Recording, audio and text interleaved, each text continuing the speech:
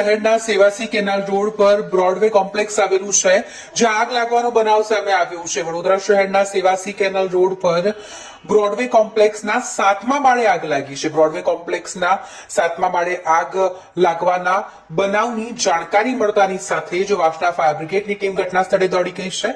Broadway કોમ્પ્લેક્સમાં લોકો હતા। આગ લાગતા જ લોકો ગભરાઈ ગયા હતા। તેઓ કોમ્પ્લેક્સ છોડીને નીચે દોડી આવ્યા હતા। અફરાતફરીનો માહોલ હાલ અહીં સર્જાયેલો છે। જો કે ફાયર બ્રિગેડની ટીમ ત્યાં પહોંચી ગઈ છે। તેઓ દ્વારા આગ બુઝાવવાની કામગીરી કરવામાં આવી રહી છે।